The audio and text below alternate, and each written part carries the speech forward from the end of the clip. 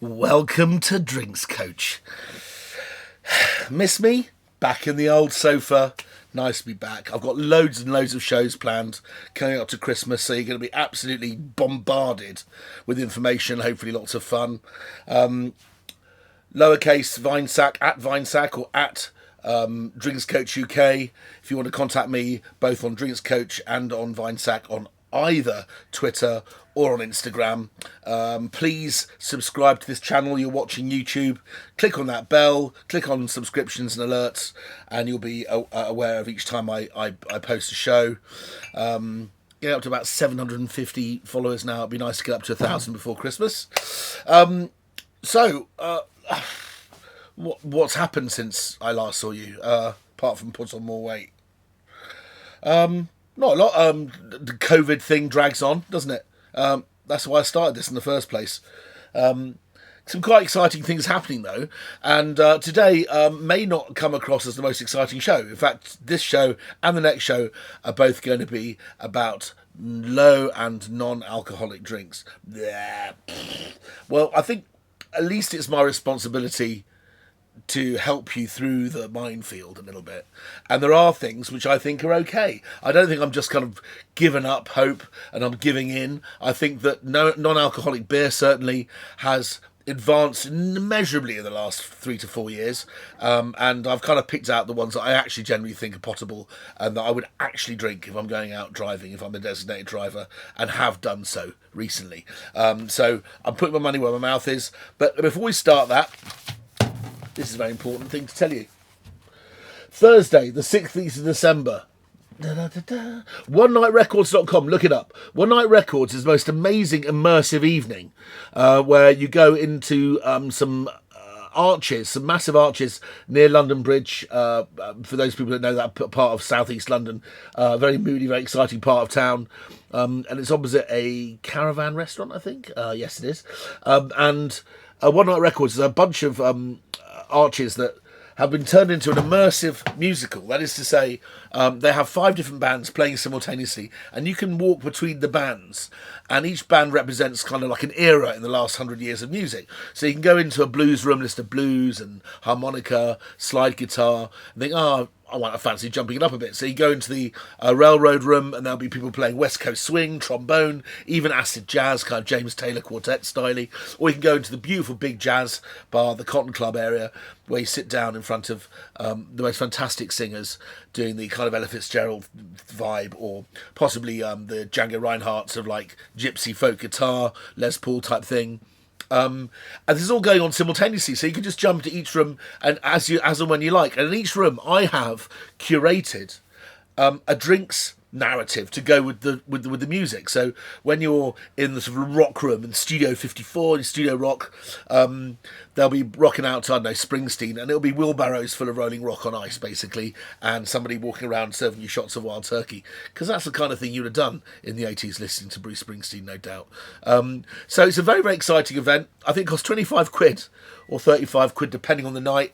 It allows you maybe a drink or not a drink free or even a meal if you buy the full Rockstar ticket price. But on the 16th, Thursday, 16th of December, I am going to be doing a wine tasting for up to 150 people in the coolest room. So it's a massive jazz room full of distressed old leather sofas. Best night ever. 40 quid buys you a tasting with me of 6 wines, which is quite exciting. You get a free drink at the end, so you can go into one of the bars and try one of the cocktails that I've created for you. And also entry to the whole evening. So you start at like 7ish in the evening or 6ish in the evening, and you don't have to leave until 12. They stop serving booze at 11. But you'll be exhausted by then. But it is the most amazing evening. I got so excited by it and then thrilled when they asked me if I'd like to add a bit of Christmas flavour one night and see how it goes down. So please don't let me down. If you're really up for catching up with me, if you haven't seen me for a while, you want to actually see me in full live flow, giving the more X-rated version of what I do, and to taste some wines along with me, which I've picked for the event. We've got some delicious wines, starting off with a fizz. We've got 2 whites, we've got 2 reds, and we're finishing with a delicious dessert wine at the end. Do come. So there you go. That's onenightrecords.com. Look it up on the internet now. Well, not now, after the show, but onenightrecords.com. It couldn't be any easier. Non-alcoholic drink. Okay, where do we start? Okay, there are some things I'm not a massive fan of. Look, there are non-alcoholic distillates out there, and people seem to be buying them and loving them. And it's nice that you can go through the process of making a gin and tonic with these things. But of course, they're not alcoholic. There's no duty paid on them. But they frequently cost you the same, if not more, than a bottle of, let's say, Beefeater gin to buy, which I find very, very hard to swallow, even now, pardon the pun. How do I see it? Well, if you're buying a can, which they've just released, of Sip Smith and tonic, isn't that just flavoured tonic that you just paid £5 for? It's a flavoured tonic. There's alcohol in it. It's flavourings added to tonic. Schweppes, Coca-Cola, Britvic, whoever you are, hurry up and just bring out a gin-flavoured tonic with you. And then we can put all this to rest. I just think these alcohol-free spirits are limited use at best. Also, you can't put them in the freezer. They freeze. So you can't make really good cold martinis or cocktails out of them, simply because they get distressed. You can only make pictures of things that taste a bit like a gin and tonic or something else. So there you are. That's my feeling about it. It's a rant. You're being charged too much money for a drink which, at best, is quite civilised. At worst, is daylight robbery. But there are some things that I'll drink alcohol-free. We're going to do another show after this, but I'm going to stick to beers to start with. So here we are, very quickly, Joe Wadsack's roll call of the best non-alcoholic and very low alcohol beers. Well, you've heard me talk about this before. Yeah, we did a whole show on Stiegl last year when I did Austria. We did this. This is Stiegl Radler. This is officially Arnie Schwarzenegger's favourite beer. After every workout, he drinks a can of this because it has almost no carbohydrates. It's high in protein and it has a little bit of fruit sugar. And it's very, very good for building muscle mass, apparently. And this is basically Stiegl beer, one of the finest beers, I think, on the planet. One of the great breweries, which has been around almost 100 years before the German purity laws came to effect in 1518, the Reiner Heinz Gobot. And this is an Austrian beer from Salzburg. I'm going to open this because I know I'm going to drink it later. So, Stiegl glass. Stiegl Radler. So what does Radler mean? Radler means cyclist. So why is that? Well, it's a sport beer. What they've done is they've taken beer and put in fresh pink grapefruit lemonade, half and half. So this is only 2% and a bit, maybe? Or even 2%. It's 2%. It's so delicious. And of course, it still tastes of beer, because what you basically got here is a world-class shandy, not made from rubbish lemonade, neither. So there we go. They are now selling this, ladies and gentlemen, finally, in Sainsbury's. And I think it's about £1.60 a can. So that goes straight to the top of my list right there. Let's try a couple more that I've seen around. This is Früh. Früh is a brewery, a very famous brewery, owned by a larger conglomerate, but it's still, nonetheless, from Cologne in Köln. So it's what we call a Kölsch-style beer. Quite a lovely, light, quite nutty, beautiful, dry, fresh hop flavour to it, usually made from noble hops. And this is Früh Radler, so this is a Kölsch Radler. I don't know where my wife found this, but she found it nearby, so I think it's probably sold in specialist beer shops. £2 a can. I mean, you can pay that for a can of cola these days, can't you? Right. Oh, it just smells of fresh lemons. I mean, it's proper lemonade here. Maybe, if anything, much more of the beer comes through in that can, because the pink grapefruit's quite strong in the first one. But I like the pink grapefruit. It's soft, pithy, has a bitterness which kind of chimes in with hops rather well. But this is more of your old school shandy. But it's not Bass shandy at 1% or less. This is 2.5%. This is 2.5% indeed. Okay, one more German shandy to try. Flensburger. Flensburger is one of the northern beers of high repute. Naturtrüb, which means naturally brewed. Flensburger Radler. Another lemonade one.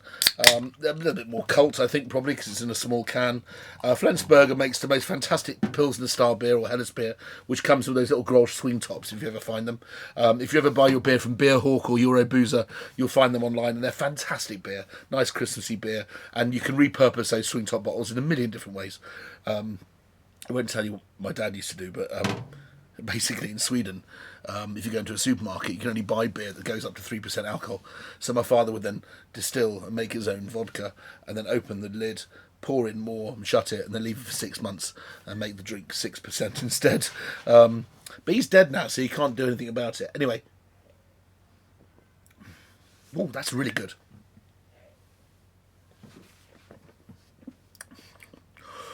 More of the R White's sort of lemonadiness, a little sweeter. A first-class beer. Pardon me. So, there we go. Stiegl Radler, Früh Radler, and Flensburger. Okay, so let's just call that the German group down here. Now let's talk about something a little bit more exciting, a little bit more local. Oh, I want to show you this first. Typically, before the whole hoo-ha of Lurkel beer became a thing and Unltd exploded the way it has, I think largely started before lockdown. I don't think it's got anything to do with lockdown particularly, but with exennials and young people, Generation Z or whatever they're called, now not drinking. I suppose that's one of the reasons why it's become a thing. But what I always struggled with high quality beer is, if you're making high quality beer and then you put it through a centrifuge or through a spinning cone or something to remove the alcohol in a very natural, physical way rather than using chemicals to do so, of course you end up with something that has some of the flavours of beer, but it's got none of the body. That's a problem for me, that it's all about texture. You end up with something very skinny, a bit insipid, and something that tastes very watery. My way of combating this, and certainly when I was able to walk in the Alps, now it's been 2 holidays I've missed, and I've put on 2 whole stone as a result. I'm not joking. I actually lose that entire stone every time I go to Austria in the summer, just for 3 weeks, and I'm eating and drinking what I like, sausages, cheesy pasta, but I come back up to 10 kilos lighter. I haven't had that opportunity, so that's my excuse for being clinically obese now. But I am going to do something about it before spring. I must do. It's getting laughable. So, what did I do? Well, when I went climbing up the mountains, you didn't have to drink beer all day because that actually tires you out and actually dehydrates you a little bit.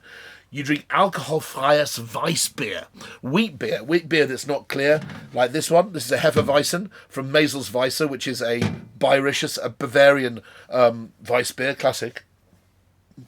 The thing about non-alcoholic Weisse beer is it's already got the texture, that creamy texture of wheat beer, so you don't miss the alcohol quite as much, and it's incredibly refreshing. Not the crystal Weisse beers. I mean, you know, these cloudy fellas. If you like a cloudy German Weisse beer, I think you should just try a non-alcoholic one. I'm surprised there are a few of them available in the UK. Franziskaner is usually knocking around.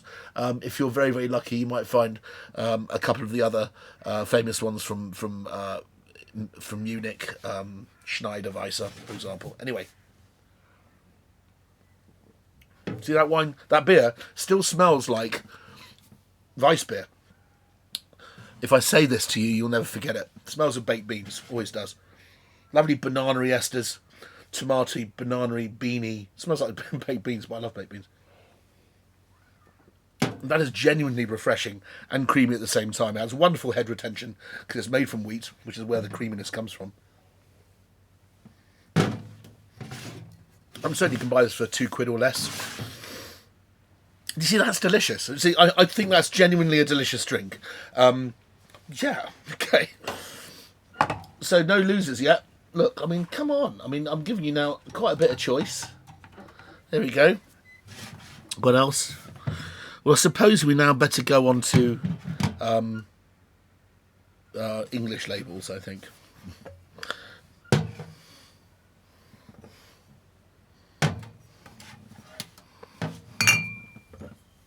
Here we go. So, new kids on the block, guys. There we go. Let's start with this. I think I did this very briefly before, or if not, I did it in a post on Instagram. Hofmeister, follow the bear. Do you remember that? It used to be a revolting beer. I remember buying pictures of it in Sticky Fingers, Bill Wyman from Rolling Stone's Rib Restaurant in Kensington. And it was like £14 a picture. When I drank it, I was convinced it was watered down. Made a big song and dance about it and nearly threw me out of the restaurant. And it turns out that Hofmeister was 2.8% alcohol anyway. I mean, 2.8%, we were paying full price for it. Things have changed since then. Anyway, a couple of lads, who I think met during the Iraq War, if I remember correctly, came out and decided they wanted to create a brand, something interesting, and they have revitalised the Hofmeister name. It has won unbelievable number of awards, and it's not made in some dodgy little tin pot factory in East London now. It's made in Munich, in a proper Munich brewery, using Munich hops, Pilsner malt, all that sort of stuff, and it's quite a fantastic beer. So the yellow label Hofmeister is really one of the finest lagers you can buy in bottle now. They also make a wheat beer, which is nice, and I've asked them to look into making an alcohol-free wheat beer, because I think that'll be very successful. But this is Ultra Low. So this is Ultra Low. I don't know what Ultra Low is exactly. Let's have a look. It doesn't actually name an alcohol on it. 0.5%. There we go. Let's have a crack at this. I'll drink it out of the bottle, shall I? Very fragrant. It's got a lovely, fragrant, very high quality hop flavour to it. But after this, if I'm honest, when it was warm and it was sunny, this was absolutely banging. This is incredibly thirsty. So I would strongly recommend you have one of these in the fridge for after a workout or something. If you've gone for a run, or if you do a little row, or you're on your Peloton, or whatever it is you do behind closed doors in posh South London. I can't fault it for flavour. It's just a little thin. Very, very refreshing. So what I'd do is I'd probably neck one of those and then have a beer afterwards. Is that wrong? Okay, so next one. This is made by Nick Boser, a guy that was a champion brewer in Germany, and he's brought this out. And this is now, I've seen this available in Michelin-starred restaurants up and down London. I'm sure it's available up north, in Scotland, everywhere. Well, I'm not sure if it'd go down very well in Scotland, would it? No, well, maybe that's too stereotypical. Anyway, 0.5%. Lucky Saint, this beer is called. And again, made in a premium Munich brewery, using Hallertaler hops, which is a classic noble hop from the town of Hallertal. By the way, that's what noble hops means, by the way. It's a hop that comes from a specific town, and Germany are really good at that sort of thing. Now, this beer is much more malty. It has a deeper, maltier edge, more sort of crystal malt flavour. It has a bit more colour.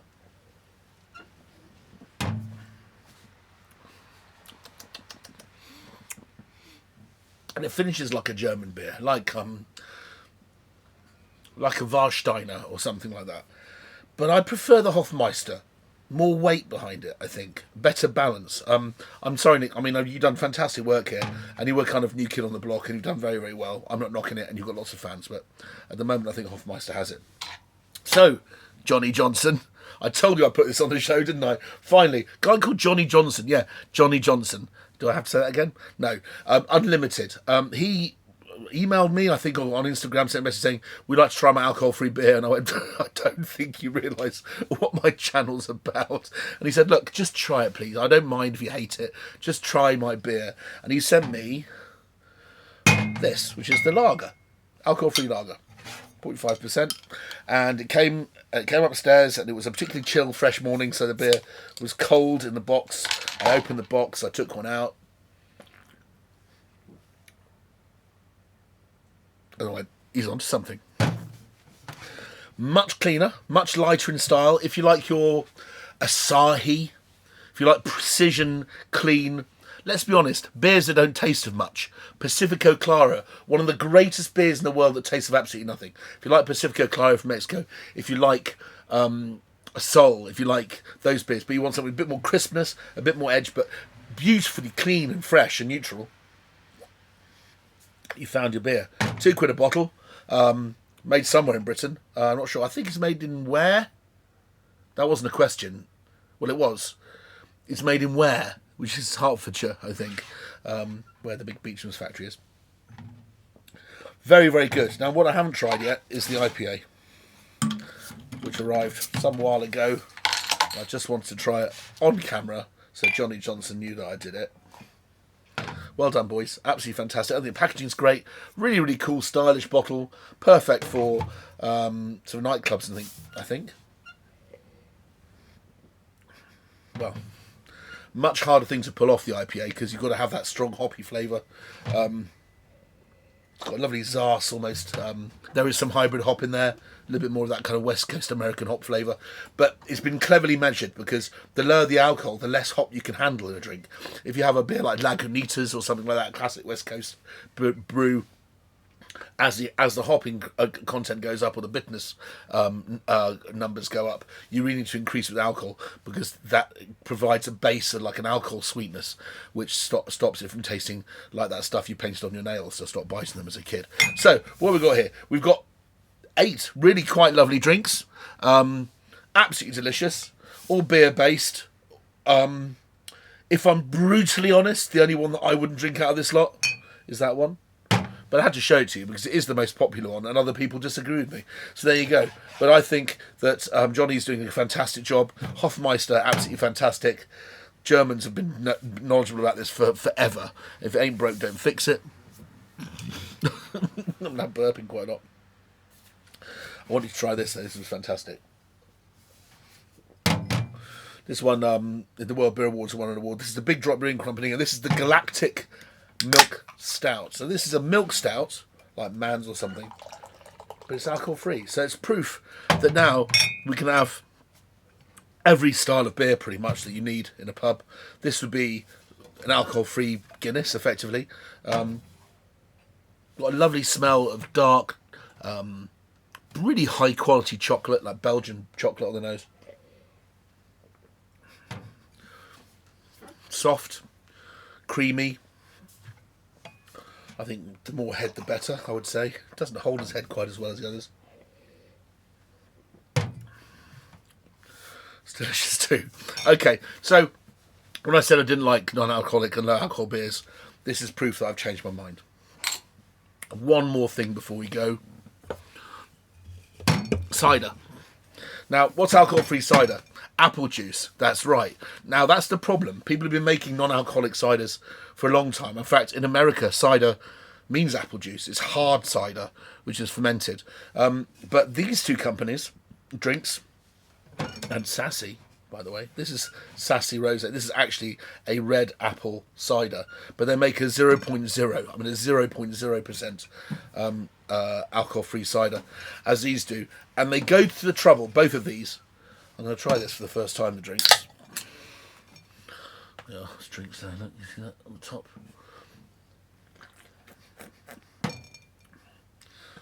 It's very, very simple apple inside. It's not as good, I'm afraid, but well, bravo for giving us an option. I'm going to try the Perry in a minute. But Sassy, who make wonderful ciders out of French cider apple, so it's very much Cider Boucher or Normandy cider style. They're even making Calvados now, which is cider brandy, which I tasted the other day, which is absolutely smart, delicious. Tend to be very expensive, but they're very reasonably priced even in that. And I'm using this at One Night Records. Do you remember One Night Records? That place it's supposed to go? Just to remind you. Where are we? One Night Records. Come and see me on the 16th of December. There we go. But One Night Records, we have a Perry, a pear cider made by these guys. It's only 2.5% alcohol. It's absolutely delicious. So when I go up there and drive in, up there to check how things are going behind the bars and everything, I can have a couple of those and I can safely drive home after an hour or two. This is the Cider Rosé, but they make a de-alcoholized cider, which I believe is second to none. I'm looking forward to trying it. It's not here yet. But there we go. So, to recap, Radler. Alcohol-free Weisse beer. Hofmeister, follow the slightly more athletic bear. Johnny Johnson's Unltd, Lucky Saint, Milk Stout from the Big Drop Brewing Company, and then we've even got ciders too. See you next time for alternative non-alcoholic drinks that I would bother to put in my mouth.